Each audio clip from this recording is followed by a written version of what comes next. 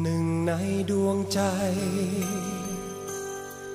คนที่คอยมอบความห่วงใยให้ลูกทุกอย่าง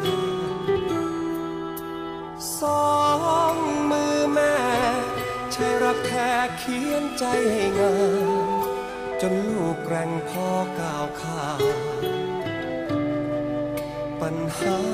ร้อยพันอบอุ่นคลายถูกโอบกอดดังเคยทุกวันนานเนิ่นนานไม่เคยพันแปร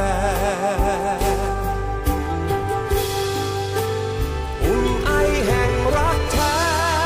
ตักแม่ที่มอบให้ได้แนบนอนคราใดดวงใจก็ถูกดูแลเหนื่อยล้าเพราะงานหนัก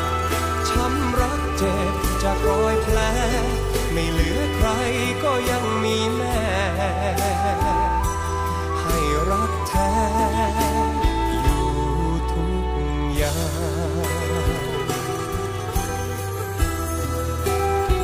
งบ้านเกิดเคยหนาวภาพความหลังของคืนวันเก่ายังคงงดงามแม้วันนี้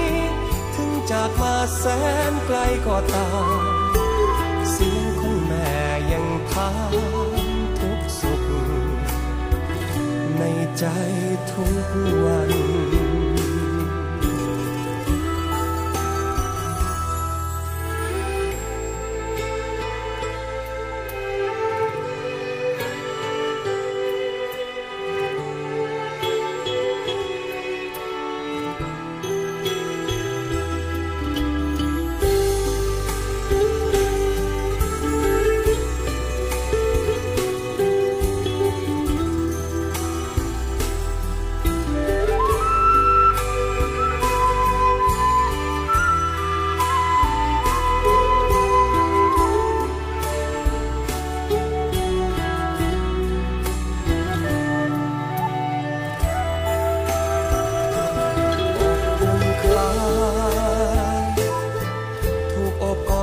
เคยทุกวัน